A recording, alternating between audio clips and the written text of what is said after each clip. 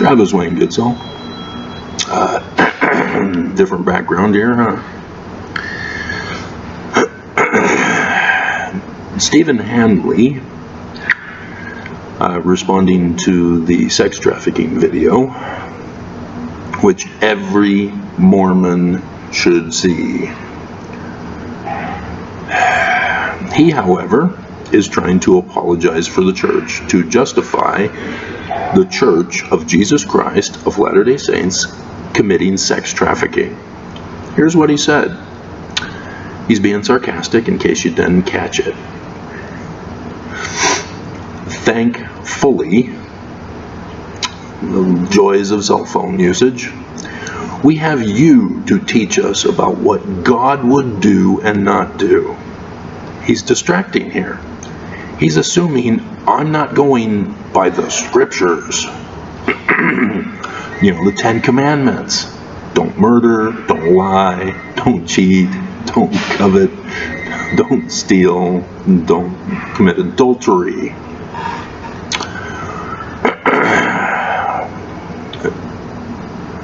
I thank God the learning and understanding of men. Well, the Bible was written by men, just as I am a man.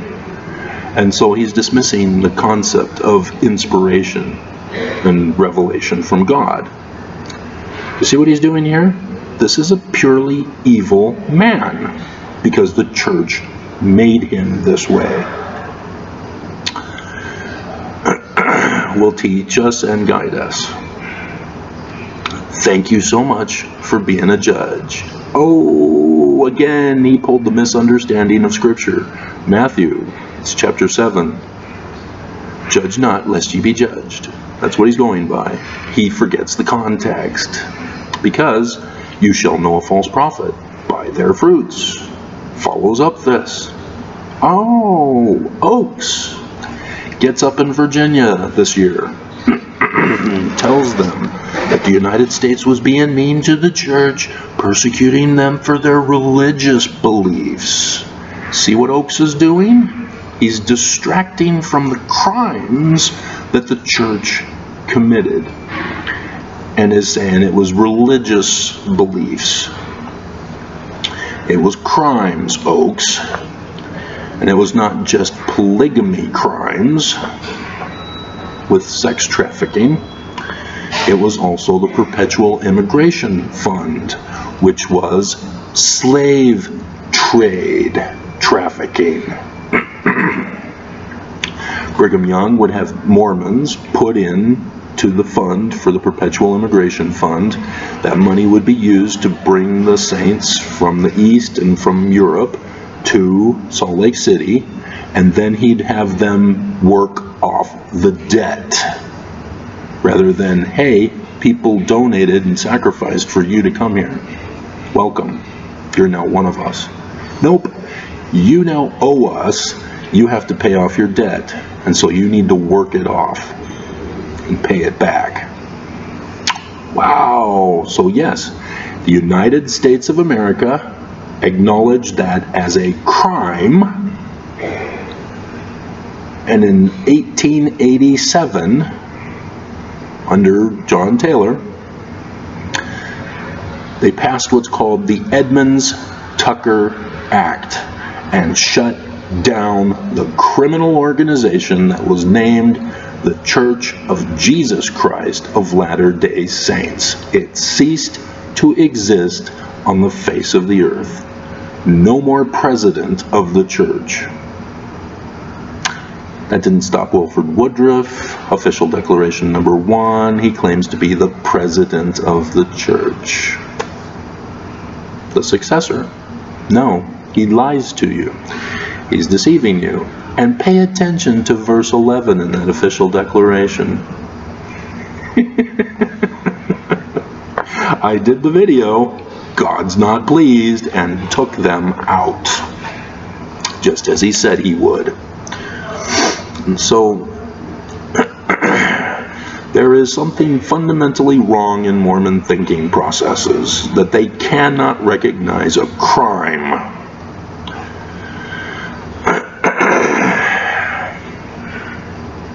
Book of Mormon, Alma, chapter 30. But it came to pass in the latter end of the 17th year, there came a man into the land of Zarahemla, and he was Antichrist. For he began to preach unto the people against the prophecies, this is sounding much like Mormons, which had been spoken by the prophets. I've been doing the prophecies for you guys. I've been doing the videos. John and Revelation, chapter 12 and 19. Those are star date prophecies even. Been going over the prophecies. We've had a meteor shower right here from Perseus. Who's Perseus in mythology, guys? You're not making the connections because you've been blinded by the church. Just as Constantine blinded all of Christianity. Verse 7. Now there was no law against a man's beliefs. That is in our Constitution and the First Amendment. You are welcome to have the freedom of religion. You can believe whatever nonsense you want to believe. If you want to believe in Buddha as your God, great. If you want to believe in Jesus, great. If you want to believe in Amen Christ, great. You can believe whatever you want. Allah, Yahweh, doesn't matter. Every religion is supposed to be free in this country to have an establishment of religion and to practice the rituals of that religion unless it violates the law. No religion can break the laws of the land, Oaks. I know, you went out and said it in the most recent thing, saying that in Rome, that religion are not allowed to break the law. And then you talk about the religious freedom movement to be exempt from the law. He's a little con artist, thinking he knows how to manipulate the system because he was a prosecuting attorney and became a Utah Supreme Court justice. This is what the Book of Mormon talks about. You get people who become judges that overturn the laws of Mosiah from the Gadiant and Band, the secret combination group. The Book of Mormon is very much applicable to our day, exposing what men are doing in our world. And so it doesn't matter that it's not literal history. Ex-Mormons, pay attention to what they're telling you. It's exposing this church. And you should be catching on to this, ex-Mormons. They're all going around saying, oh, it's not literal history, so the Book of Mormon is trash. You guys have been deceived by Brigham Young. And so, only when you break the law. If he murdered, he was punished unto death. If he robbed, he was also punished. If he stole, he was also punished. And if he committed adultery, he was punished. Polygamy, punished. And for all wickedness, punished. Crimes are supposed to be punished.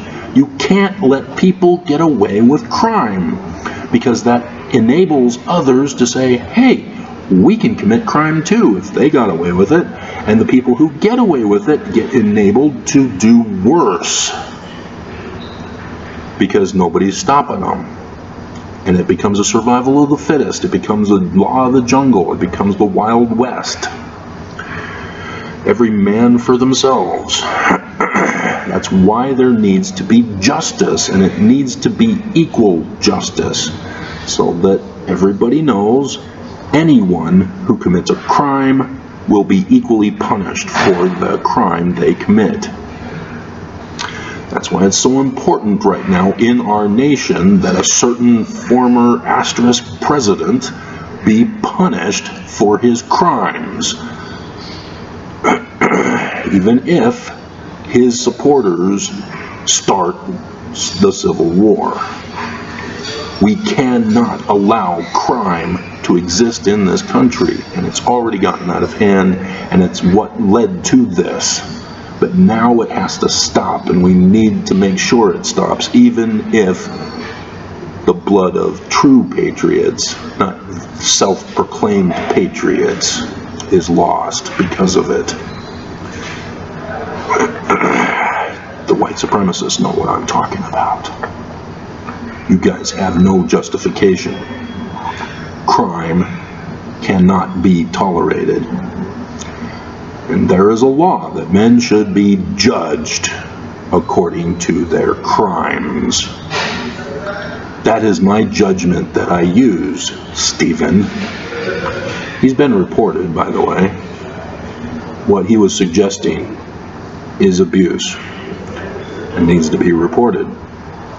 Because Brigham Young committed crimes. He, as the president of his own church. And Mormons need to accept and acknowledge this. Brigham Young was just another branch off. He claimed succession because he was the president of the 12. Others claimed succession because of their position of authority in Joseph Smith's church.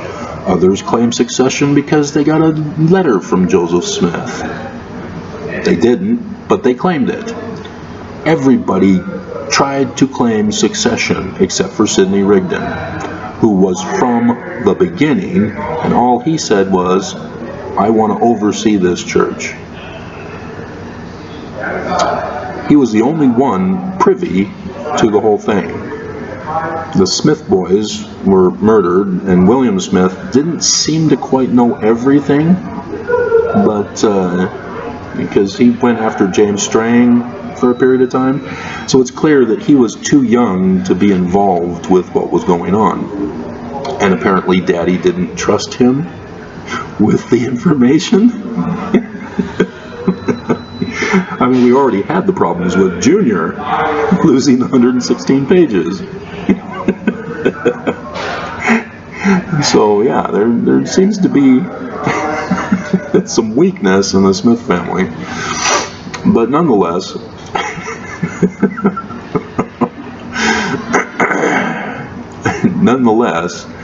it's a simple concept, guys. Not a single one of you should be promoting God over law.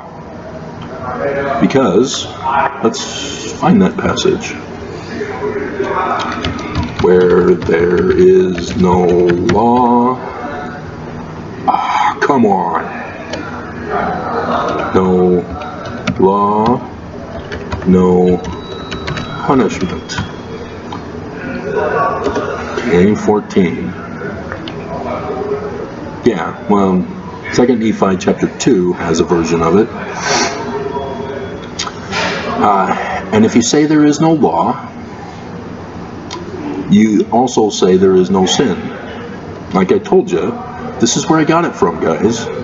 The Book of Mormon. Sins are crimes. They're interchangeable. If you've got a religion that has a sin that isn't a crime, you need to run. You know? Any church that tells you, don't see R-rated movies, don't drink caffeinated sodas, violates our word of wisdom, you need to run. Because they're going above and beyond the law of God, which is directly tied to this. Sin, laws, and crimes. Same. If you say there is no sin, you say there is no righteousness.